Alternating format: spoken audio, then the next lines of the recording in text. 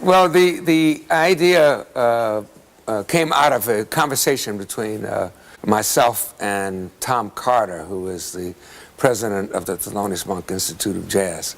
And I happen to be the chairman of the same educational organization. It's a nonprofit organization.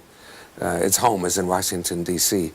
But through these discussions, we actually thought about 3 different proposals to make to UNESCO. The first one being the establishment of an International Jazz Day. And the reason is because jazz has functioned in a lot of obvious ways as music that has made a lot of people over the planet very happy for a number of decades, really since its inception.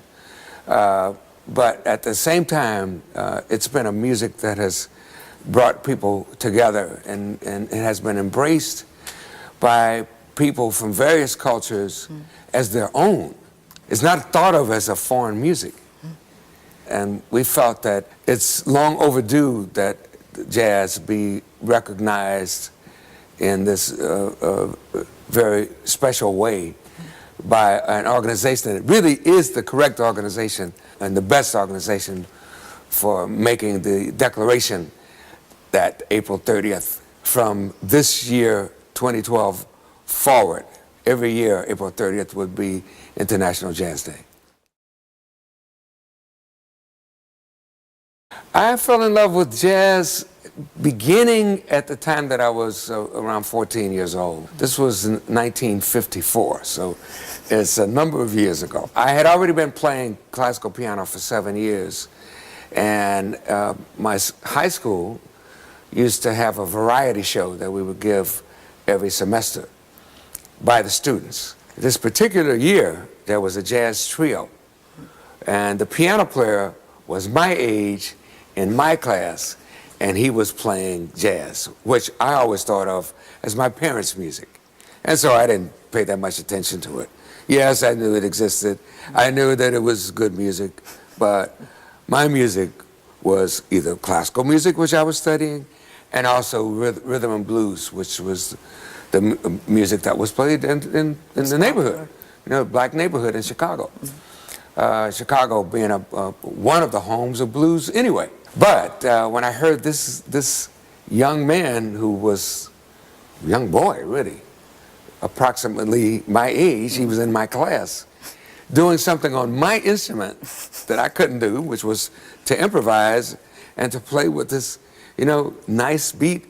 And also the girls seemed to like what he was doing too. So I said, I want to learn how to improvise, you know, because it seemed interesting to me. I didn't understand it, but I sensed that it was organized. That I could sense. Maybe that comes from my kind of scientific brain, you know. I've always been interested in science since I was a kid, you know. So organization is something I could sense. And so anyway, I went to him after this variety show, and I told him, I said, Don, I want to learn how to improvise. I want to learn how to play jazz. And so he actually suggested that I get some records of the jazz musician whose music he liked the best, so which was George Shearing. And so I went home and I told my mother, I said, we got to get some George Shearing records. My mother said, we have George Shearing records. She said, you have George Shearing records. I said, no, I don't. What are you talking about? She says, remember 2 years ago when I brought you a Christmas present and you got mad at me because, well, the Christmas present was an album of 78 records, you know, 78 RPM records. And you got angry with me because they weren't the records you wanted? I said, oh yeah, I remember that. She said, those were George Shearing records, and you have them in the record cabinet. So I went to the record cabinet, opened it up, and there were these George Shearing records. It was amazing. It was like sitting there in my house all along. Can you hum out the first like jazz theme that you played on the piano? Dum dum dee da da da dum dum do do dee do dum. You know what? You know what the song is? No, what is it? I'll Remember April. That was the name of the song. That's what I just said. Yeah. It's cool. No, it wasn't April in Paris. No. It would have been No. nice if it was. No. You know, That but would have been although I like perfect. that song too. Yeah. I feel joy when anyone else is playing my music, young, old, whatever. If a frog played my music, I'd be happy. I guess anybody would be happy. Because it brings me joy that someone feels enough desire for my music and interest in my music that they would want to play it. But it brings me a special joy when there's someone who's young, because the youth are really the builders of the future.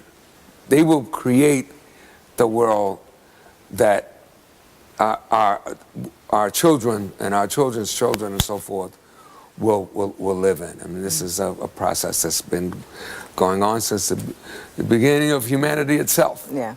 So recognizing that even in my life that there were people before me who are older than me that shared their music and shared their experience and their knowledge with me to help shape the kind of musician and the kind of person that I am today. I deeply feel the responsibility of doing everything I can to encourage young people and to share with them my own experiences. And if they discover something about my music that they enjoy and that they want to reshape or they want to put their own spin on it, I'm overjoyed at that, because I love to hear what somebody else wants to do to my music. Siberia might be a place I might least expect to hear jazz, or Antarctica, or but I wouldn't say Alaska, for example. I mean, I would think there are some jazz fans in Alaska. I haven't been there yet. There's almost no place on the planet where I would be completely surprised that someone liked jazz, you know. Although there are actually more than 50 countries that are participating in International Jazz Day right now. I was actually surprised that they would, we say, throw their hat in the ring or become a part of the celebration. Yes, there may be fans in it, in those countries, but I was surprised that they would actually decide to formally participate in International Jazz Day. You know, Oman, for example, Malaysia. Well, I'm not completely surprised at Malaysia, but Republic of Moldova, for example, and so many other countries that it actually blew my mind.